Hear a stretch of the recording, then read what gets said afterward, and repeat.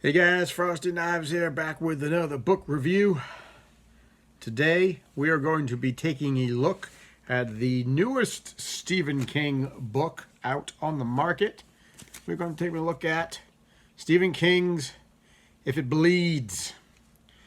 And I know this has been out for a while, and I know I'm a little bit late to the review, but you know what they say, it's better late than pregnant. That's an old joke, so don't flame me for it. So this is the newest book from Stephen King. And it came out this year. And it's not a novel. It is a book of 4 novellas, just like Different Seasons, just like 4 Past Midnight. Not as thick as 4 Past Midnight, about the same size as Different Seasons. So here we are. We're going to talk about the book a little bit. And we're gonna get into that. So part of the reason is that is late is that I originally was going to try to get this from my library, and then things happen, and the library shuts down and whatnot, and the whole world went kablooey. So I never was able to get it from my library after they reopened for whatever reason. So I finally just bit the bullet. Bought it on Amazon, and then it came, and then I read it, and now here we are. So, as you know, this was published this year, 2020, in the year of the plague, brandy new, and this book clocks in at 430 pages, not terrible. It's got 4 stories in it. So let's talk a little bit about the stories, and what I thought about the stories, and what I thought about the book as a whole. Because overall, I didn't think this was that bad. This wasn't terrible. This was pretty good. So the first story in the book was called Mr. Harrigan's Phone. And Mr. Harrigan's Phone, now for the sake of the review, because this is really new, I'm not going to go into too much detail, plot by plot, point by point, because I really think you guys ought to read this. And if I tell you what's going to happen, then you might not read it. So, but I think this is worth a read, so we'll get there. So Mr. Harrigan's Phone, that's the first story. And this is a straight-up ghost story. This is a story about a kid named Craig who befriends a retired billionaire named Mr. Harrigan, who is very curmudgeonly, who is a bit of a bastard, who doesn't get along with people, has a bit of a mean streak. But he sees Craig one day giving some readings at church, and decides he wants to hire him at his home and have him read books to him. So Mr. Harrigan hires Craig to come to him and read books to him. Mr. Harrigan is a bit of a Luddite, so he's not into all the newfangled technology. Craig eventually buys him an iPhone, which he accepts very begrudgingly, but he accepts it. And eventually Mr. Harrigan dies, and Craig slips the iPhone into his pocket, in his casket, and he gets buried with his phone. And then after that happens, then some supernatural things begin to happen, and we have ourselves a straightforward ghost story. Now, I will say that out of the 4 stories in this book, Mr. Harrigan's Phone was my least favorite. Not that it's not bad, just that it is a straightforward ghost story with no frills, nothing new, nothing really outside the box, just a very obvious ghost story. You can tell what's going to happen and how it's going to end. Nothing new, nothing outside, nothing unique. I'm kind of surprised they opened the whole collection with that book, with that story, because the purpose of a collection like this, at least in my opinion, is that you want to hook them with your story right at the get-go. And this didn't feel like a good hook. This felt more like last story in the book kind of thing. But it is what it is. It's not a terrible story, but just don't expect anything new or twisty or out of the ordinary for that book, for that story. Second story is called The Life of Chuck. And I'm going to say that that is my favorite one out of the whole, my favorite one out of all four. Probably the one they should have led off with. I thought The Life of Chuck was really good. The Life of Chuck tells the story of a man named Chuck, tells the life story of a man named Chuck. It is a novella in 3 parts. So there's a part 1, part 2, part 3. Each part different, each one different parts of his life. And it's told in reverse. Now, I'm not going to give anything away about The Life of Chuck, because I really, honest to God, think you ought to read it, because I really, honest to God, think that it's very original, and it was really good. It was so good. It asks questions. It makes you think. It is really outside of the box. The way that it begins, the way that it's structured, a story in 3 vignettes told in reverse, was really interesting. The story of who is this Chuck? Who is he? And you find out, the way that it starts, and then things about Chuck's life as you go back through time. Really well done, really unique, really interesting take on just telling the story of a person. I like the themes that are in it. I like the ideas that are in it. The ideas that we as people contain multitudes, contain worlds within ourselves. Really unique bit of writing and a really unique tale. The afterward, Stephen King really basically said he doesn't know where it came from, like how he got the idea. He just basically started with a billboard and went from there. He wrote it over a period of time. I think there was a year between the first part and the second part. But then we get this story. It's really poignant, and it's really well done, and it really makes you think about things, makes you appreciate life. I thought it was really good, and it is by far my favorite out of all 4. Third novella we got is the lead story, If It Bleeds. And so If It Bleeds, that's apparently from an old news axiom or an old sort of news thing where if you're in the journalism business or you're in the TV news business, there's this saying, if it bleeds, it leads, meaning if I guess if it's that good, that's what you lead with. I guess that's what it means. I don't know. It's a Holly Gibney story. So here we are. If It Bleeds is a literal sequel to The Outsider. And this is a story about Holly Gibney. And Holly Gibney gets a case. And Holly Gibney works a case by herself.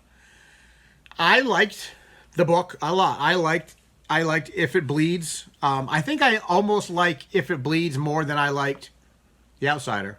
I don't remember what I gave The Outsider for a review, for a score. It might have been a 4. I can't remember. But I almost like this one better, although I can say that it's almost a bit of a carbon copy of The Outsider, just on a smaller scale and really just focusing on Holly. So while the ideas are good, and the story is good, and the story of The Outsider wasn't terrible, I do hope that this isn't a theme or a story that King keeps coming back to, because, one book is unique. A sequel to that is okay, but that's just a horse you don't want to keep beating. So hopefully that's the end that we'll hear of the Outsider stuff, right? The shape-changing outsider creature things. But I did like it. Apparently, if you're a fan of Mr. Mercedes, and you're a fan of the Mercedes trilogy, and you're a fan of The Outsider, then you're probably going to like this one. Most people seem to really like Holly Gibney, and apparently Holly Gibney is Stephen King's favorite out of the whole Mercedes trilogy. She was only meant to be sort of a side character, but she's blown up into this thing where people really like her and they latch onto her, and Stephen King really likes her, and he likes to write more about her life and about stuff. So it's a good Holly Gibney story. And I think it's a little bit better than the actual Outsider. Last but not least is a story called Rat. Blah. I got a belch. And this is Stephen King's take on The Monkey's Paw. Now, if you've ever read The Monkey's Paw, you kind of know what that story is about. And this is Stephen King's take on that. It's about a man named Drew who's trying to write a novel. He's a teacher and he writes short stories, but he can't really get a novel out. He's tried getting a novel out. It's gone terrible. So this is like his last ditch effort to get a novel out. And so he goes by himself and he goes up to a cabin that is owned by his family in the woods, and he writes this novel, and things begin to happen, and there is a big nor'easter that comes through. He gets sick with the flu, and then we get a rat. It is very much like a monkey's paw type story, a Faustian bargain type story. Clive Barker did a Faustian bargain type story in The Damnation Game. I haven't read it, but I heard it was really good, and that's sort of his sort of Faustian bargain, right? Where you make a deal with somebody that really doesn't have your best interests at heart. And so the book ends with a rat. And it's not bad. It's a pretty good story. Overall, the only story in this collection that I wasn't so gung-ho about was Mr. Harrigan's Phone. It was just okay, right? It was just straightforward. But all the other offerings I thought were really good. And The Life of Chuck was my favorite. And If It Bleeds wasn't bad. And Rat ended the books on a decent note. So overall, this was a pretty good compilation. My thumbnail. This was a pretty good compilation. I gave it a 4 out of 5 on Goodreads. I think it's worth reading, picking up and owning and reading, if for nothing else than to read The Life of Chuck, because I really think that is the gem in this collection, and I really think that everybody should read it. Stephen King in his old age is starting to wax philosophical and talking about existence and multitudes and creation and our place in the universe and things like that. And I guess as you get older and there are more days behind you than there are in front of you, these are questions that you start to think about. So overall, this is a good collection. I gave it a 4 out of 5. It is quite good. I would recommend putting it in your collection. I would recommend reading it. It's not as, if you compare this to his other 4 novella offerings, Different Seasons and 4 Past Midnight, there aren't any stories in here that have the qualities of things like A Shawshank Redemption or a story like The Body or a story like The Langoliers or things like that. But overall, it is still a good collection, and I still think it's well worth your time. And there's my review. So guys, I hope you enjoyed the review of Stephen King's If It Bleeds. The cover is weird. It's like this weird waxy paper. It's like candle wax. It's like you touch it and you're like, it feels like weird. Here you are, you're caressing your book. Got a little bit of candle wax on it. I kind of like the way the covers are. So guys, there's my review. I hope you enjoyed it. I know that there are big gaps in between my videos and my reviews. I'm going to probably be breaking away from Stephen King for a little while because I want to read something different. I want to read different things. I want to broaden my horizons. I want to read different authors.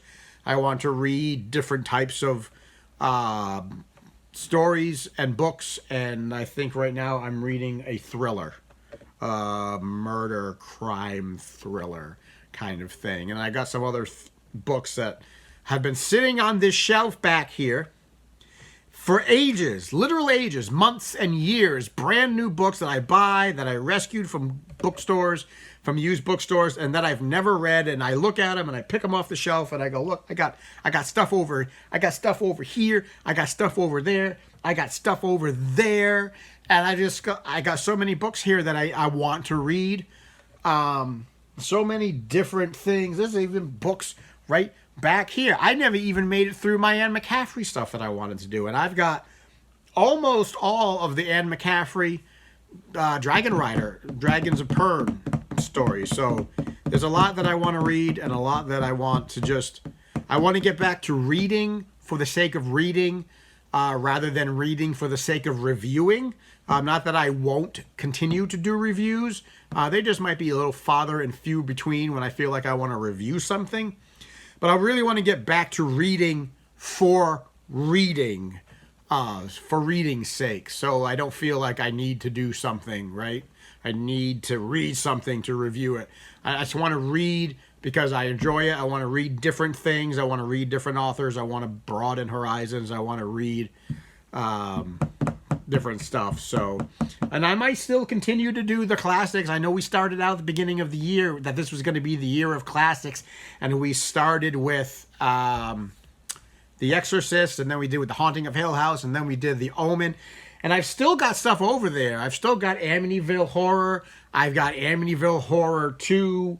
I've got other stuff. I've got things like Hitchhiker's Guide to the Galaxy, which I wouldn't review that because I'm sure everybody's reviewed that on YouTube. So, and y'all know, I mean, I guess y'all know the stories of that. So there are things that I might come back to, and different other authors and things that pique my interest. But for now, it's time to get back to reading for the sake of reading, to just read because it's neat. So I hope everybody enjoyed the review. I hope everybody stays safe. I hope everybody's trying to keep their heads on straight. And as usual, if you like the video, give it a thumbs up, spread it around, hit the little ding-dong button, subscribe, pass it around, tell your friends, tell your enemies, and until next time, I will be seeing you down the road.